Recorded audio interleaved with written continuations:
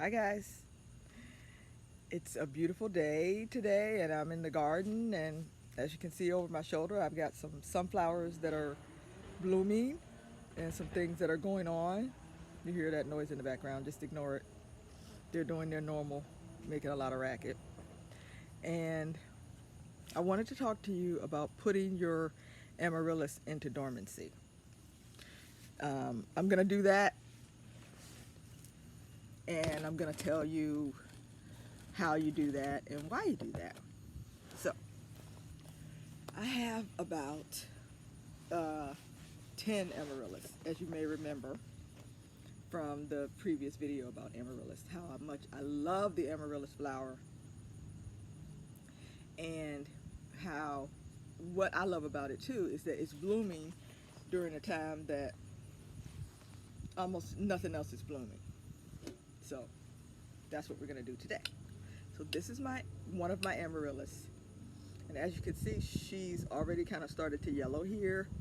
She's drying up, and she'll do that, and that's fine because she's been outside and she's been gathering energy. She's been storing energy from the sun, and I gave them some fertilizer. So I kept them in the pots though. I didn't plant them out into the garden, which I really rather things be in this pot anyway.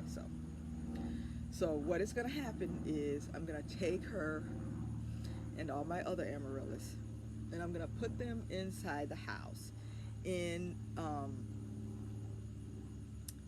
in uh, in a dark and cool location. So it's supposed to be dark and cool.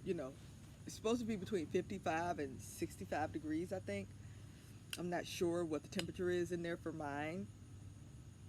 But what I'm going to do is I'm going to take them and I'm going to, I think I may take the leaves off so it's easier to handle. She'll be easier to manage if she doesn't have these leaves on. Take the leaves off. She doesn't need these anyway. And I'm going to take her and my other plants, my other amaryllis. I have about 10 of them. And I'm going to take them and I'm going to put them into, I've decided that the place that's the coolest for me is my walk-in closet. That's my dog sneezing. Bless you, Diamond. Is my walk-in closet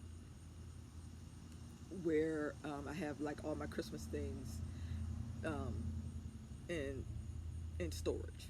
So then I'm gonna take this one, I'm gonna take her, and I'm gonna take all my other amaryllis, and I'm gonna put them in boxes. I'm gonna put them in, I think I have like 3 boxes upstairs for them to go in. I'm gonna put them in those boxes, then I'm gonna take them and I'm gonna put them in that closet. And I may also cover them up too to make sure they have some added darkness, because they need to. What we're doing is we are simulating them being like underground, so we're going to withhold water. I'm not going to water them. I'm not going to give them any sun. I'm not going to do anything for them. I'm just going to put them in the closet and in the dark and keep them in that cool place.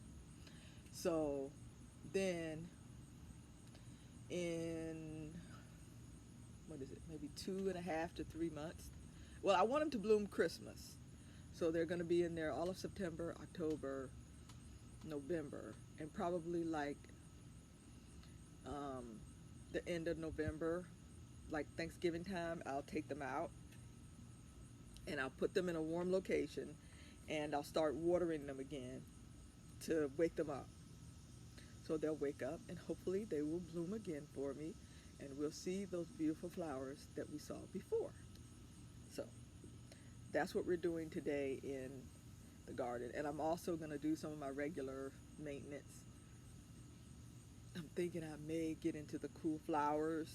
I may like map out my cool flowers um, so that I can see what I'm going to do for the spring, because really it's like now is the time to think about Christmas and things that are going to be happening later in the year. It's like this year has gone by so fast.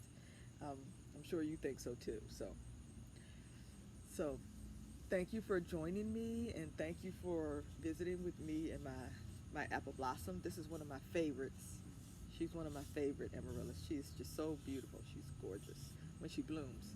And hopefully she'll bloom for me, and I'll show you how she looks when she blooms.